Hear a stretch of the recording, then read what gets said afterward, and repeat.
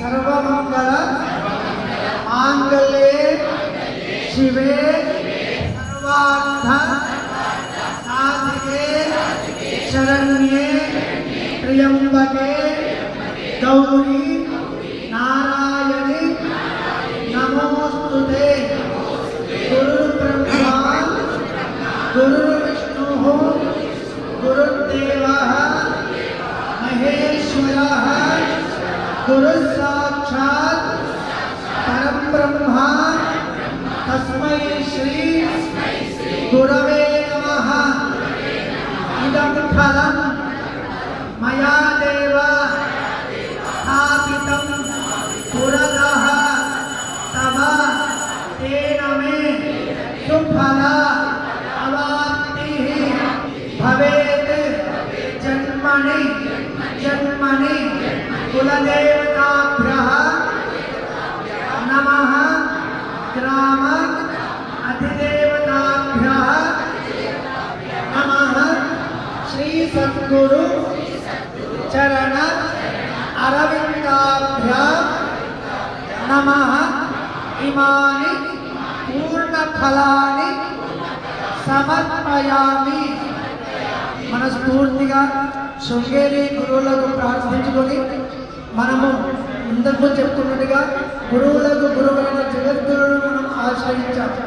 ఏ గురువులను ఆశ్రయిస్తే మళ్ళీ ఇంకో గురువులకు వెళ్ళాలనే ఆలోచన రాకుండా ఉన్నదో అలాంటి గురువులను మనం ఆశ్రయించి వారి యొక్క అనుగ్రహంతో ఈ ప్రతిష్టా కార్యక్రమం చేసుకొని 40 రోజులకి మనం ఇప్పుడు మహాస్నపరం అమ్మవారికి దాని మండలాభిషేకం అనే దానితో పిలుస్తూ అది చేయబోతున్నాము.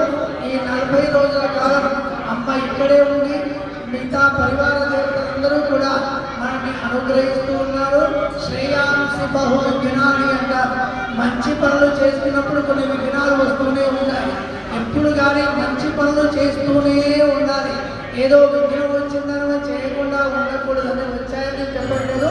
ఒకవేళ వస్తే అవన్నీ కూడా దూరం చేసుకుంటే పని చేసే వారికి పని చేయని వారికి ఉన్నాయి.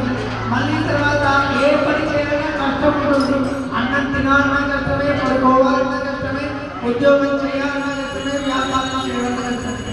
వీటన్నిటినీ అధిగమించడం ఎందుకు అంటే ఆ అమ్మ సన్నిధిలో అమ్మ సేవ చేయడం. ట్రస్ట్ మెంబర్లు కానీ కమిటీ మెంబర్లు కానీ మీరు ఇంకేమేమి పేర్లు పెట్టారో నాకు తెలియదు. వాళ్ళందరికీ కూడా ఈ కార్యంలో మనస వాచ కర్మన, మనస్సుతో కానీ వాక్కుతో కానీ కర్మతో కానీ ధనంతో కానీ దేనితోనైనా అమ్మను సేవ చేసిన మీ అందరికీ కూడా అమ్మ సదా అనుగ్రహిస్తూ ఉంటుంది అనే దాంట్లో ఎలాంటి సంశయము లేదు. అనుగ్రహిస్తుంది అంటే లేకుండా ఉండొచ్చు. ఇక్కడ ఇప్పుడనే చట్టం లేదు. అమ్మ ఖచ్చితంగా అమ్మ ఖచ్చితంగా అనుగ్రహిస్తుంది మనల్ని. మనందరూ కూడా వాసవి కన్యకా పరమేశ్వరి అమ్మవారిని మనసులో ప్రార్థించుకుని శృంగేరి గురువుని ప్రార్థన